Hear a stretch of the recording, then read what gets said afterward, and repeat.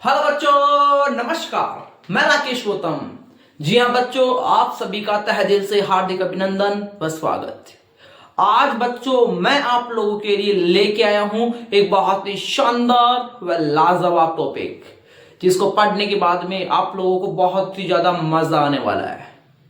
एक बहुत ही शानदार तरीके से बिल्कुल आसान भाषा में हम लोग आज के टॉपिक को कवर करने वाले हैं, जो कि आपका 12th क्लास के अकॉर्डिंग भी बहुत ज्यादा इंपॉर्टेंट है। साथ ही साथ आपका जो नीट एग्जाम है उसके अकॉर्डिंग भी बहुत ही ज्यादा इंपॉर्टेंट रहने वाला है, जो कि आपका टॉपिक रहने वाला है कि जैव विविधता को संरक्षित क्यों करें।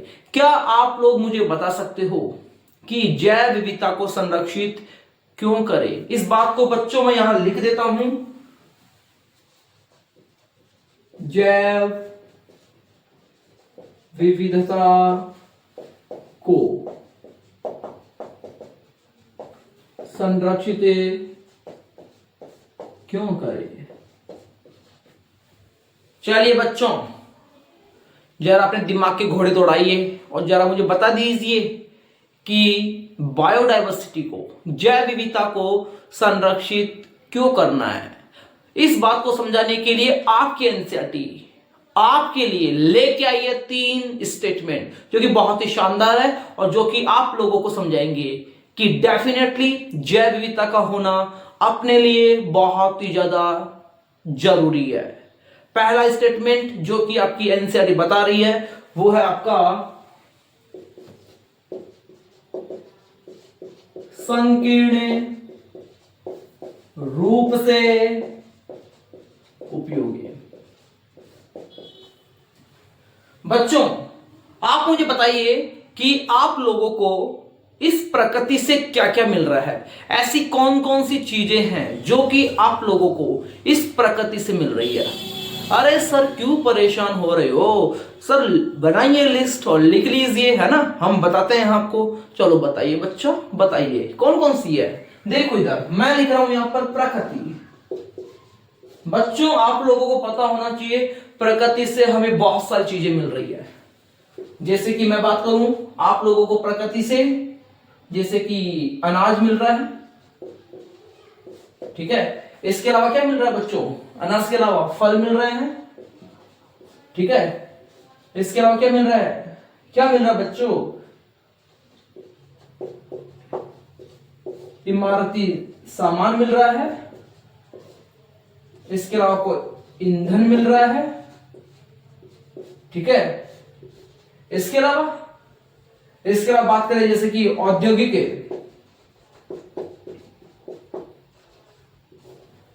उत्पाद मिल रहे हैं। औद्योगिक उत्पाद के अंदर क्या क्या है? औद्योगिक उत्पाद के अंदर हो सकता है आपका जैसे कि रेजिन हो सकता है, टैनिन हो सकता है, लुब्रिकेंट हो सकता है, डाई हो सकता है, इत्र हो सकता है, साथ में औषधियां हो सकती है। सब कुछ आप लोगों को औद्योगिक उत्पाद में देखने को मिलता है। साथ ही साथ आप लोगों को रेशे भी प्राप्त हो रहे हैं। बच्चों ये सब कुछ आप लोगों को प्रकृति से प्राप्त हो रहा है। क्या क्या?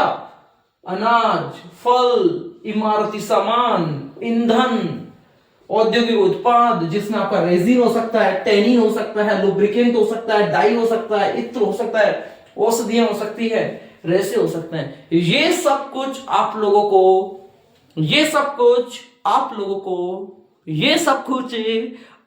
को प्रकृति से प्राप्त हो रहा है। क्या हुआ? क्या सोच रहे हो बच्चों?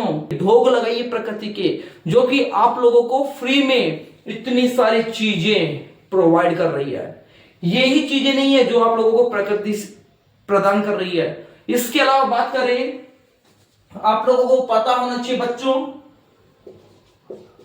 25% या फिर इससे अधिक जो औषधियां हैं, क्या 25% या इससे अधिक औषधियां आप लोगों को पेड़ पौधों से प्राप्त हो रही है। साथ में बात करें 25,000 25,000 ऐसे औषधीय पादप है जिनसे दवाइयां बनाई जा रही है।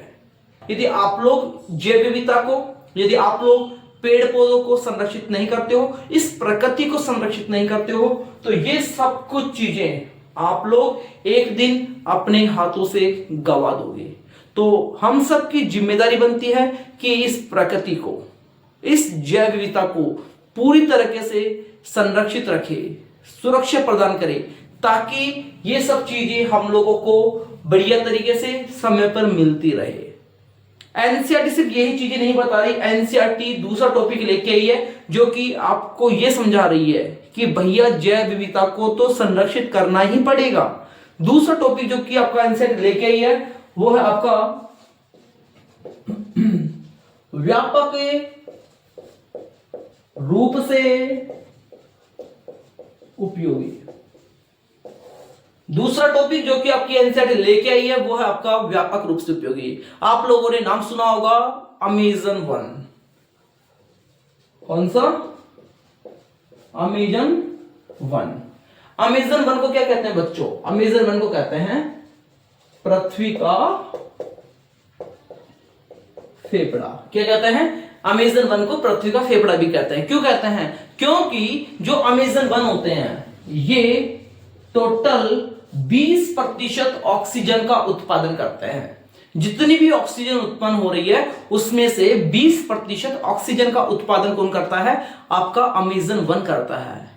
साथ ही साथ बात करें अमेज़न वन के अंदर सबसे ज्यादा जैव विविधता देखने को मिलती है, जो कि कहीं ना कहीं यह बता रही है कि अमेज़न वन का होना पृथ्वी पर बहुत ज्यादा जरूरी है। या फिर मैं कहूं कि अमेज़न वन का इस भारत देश में होना बहुत ही ज्यादा जरूरी है।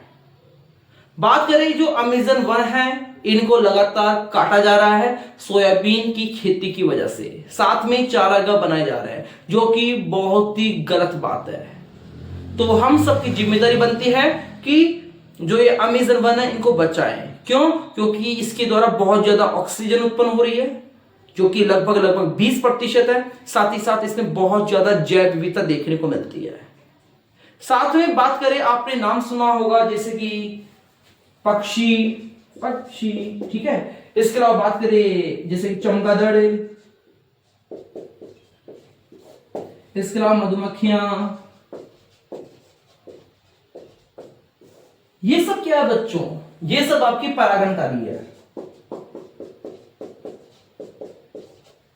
क्या सभी आपकी परागणकारी है? परागणकारी का मतलब है कि आपका पक्षी हो गया, चमगादड़ हो गया, मधुमक्खियां हो गई, ये सब आपके परागण की क्रिया में मदद करती है, पॉलिनेशन में मदद करती है। और आप लोगों को पता होना चाहिए कि जैसे ही पादपों के अंदर परागण की क्रिया संपन्न होती है, पादपों के अंदर फल बनना शुरू हो जाते हैं, साथ में फलों के अंदर बीज बनना शुरू होता है। जब तक पादपों के अंदर परागण की क्रिया नहीं होती है तब तक पादपों पर ना तो फल लगते हैं, ना ही फलों के अंदर बीज विकसित होते हैं। तो बात करें कि फलों के निर्माण के लिए कहीं ना कहीं परागण की क्रिया का होना जरूरी है। और परागण की क्रिया पक्षी, चमगादड़, मधुमक्खियां के द्वारा होती है। जरूरी नहीं यही हो, परागण की क्रिया में वायु भी हो सकती है, जल भी हो सकता है। ये सब परागण की क्रिया में मदद करते हैं। लेकिन बात करें यदि आपका पक्षी हो गया, चमगादड़ हो गया, मधुमक्खियां हो गई, यदि ये मारे जाते हैं तो क्या पादपों में परागण की क्रिया संपन्न होगी? बिल्कुल नहीं हो सकती। भाई बहुत सारे पादप ऐसे हैं जिनके अंदर परागण की क्रिया या तो पक्षी के द्वारा होगी, या फिर चमगादड़ के द्वारा होगी, या फिर मधुमक्खी के द्वारा होगी। तो बात करें बच्चों, उन पादपों के अंदर तो परागण की क्रिया नहीं होगी ना, जिन पादपों में परागण की क्रिया इनके द्वारा होती है। तो बच्चों इन जो आपकी जो ये बायोडायवर्सिटी है, जो ये जैव विविधता है, इनको बचा के रखिए, इन परागणकारियों को बचा के रखिए, ताकि पादपों में परागण की क्रिया संपन्न हो सके और साथ में पादपों के अंदर फलों का निर्माण हो सके और आप लोग घर बैठे बैठे मजे से फलों का आनंद ले सके। समझ में आ रही बात इतनी? यदि आप लोग इन जैव विविधता को नष्ट कर दोगे तो कभी भी आप लोगों को फल नहीं मिलने वाले, फलों से हाथ धो बैठोगे। ठीक है, तो हम सब की जिम्मेदारी बनती है कि इन परागणकारियों को सुरक्षा प्रदान करें, परागणकारियों को बचाएं। तीसरा टॉपिक जो कि आपके एनसीईआरटी लेके आई है वो है आपका नैतिक। क्या है बच्चा? तीसरा आपका रहेगा नैतिक। नैतिक का सीधा सीधा मतलब ये होता है कि जो ये धरती है, ठीक है, ये धरती आपके पापा जी की नहीं है। बुरा मानने की बात नहीं है बच्चा, इसमें जो धरती है अपने पापा जी की नहीं है, बल्कि ये धरती हम सबकी है, पूरे मानवों की है। तो हम सबकी जिम्मेदारी बनती है। हाँ, ये हो सकता है कि इस धरती पर बहुत सारी ऐसी जातियां हों जिनका अपने जीवन में कोई महत्व ना हो। जैसे कि मैं बात करूं कॉकरोच का, आपके जीवन में कोई महत्व नहीं है। सांप का हो सकता है आपके जीवन में कोई महत्व ना हो, लेकिन इसका मतलब ये नहीं है कि कॉकरोच आपके लिए किसी काम का नहीं है। कॉकरोच की टांग को तोड़ के फेंक दिया, कॉकरोच की गर्दन को तोड़ के फेंक दिया। अरे भैया क्या कर रहे हो तुम लोग यार? तुम लोग कॉकरोच की टांग को तोड़ी फेंक दिया, कॉकरोच की गर्दन को तोड़ा फेंक दिया। तुम लोग क्या कर रहे हो? कॉकरोच की जाति को नष्ट कर रहे हो। आप लोग मुझे बताइए, आपके लिए वो कॉकरोच किसी काम का नहीं है, लेकिन क्या खाद्य जाल के अंदर भी कॉकरोच का कोई रोल नहीं है? भैया कॉकरोच का खाद्य जाल में बहुत ज्यादा रोल है, तुम्हारे लिए किसी काम का नहीं होगा। खाद्य जाल में बहुत रोल है। सांप का तुम्हारे लिए कोई रोल नहीं होगा, खाद्य जाल के अंदर सांप का बहुत रोल है।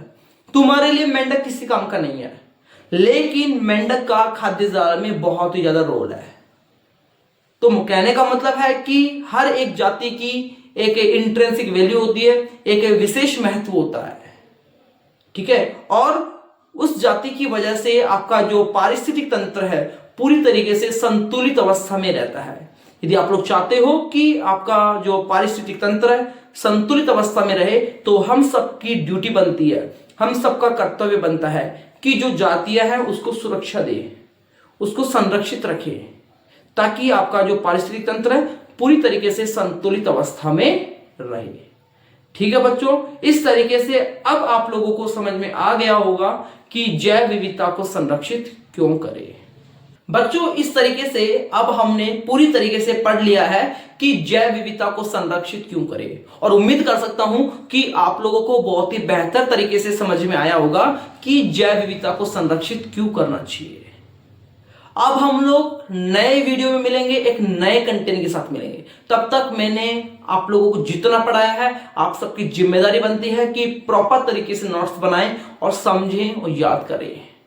ठीक है बच्चों, अब हम लोग एक नए वीडियो में मिलेंगे, एक नए लेक्चर के साथ मिलेंगे। तब तक ta-ta, bye bye, see you. Okay बच्चों, पढ़ते रहिए।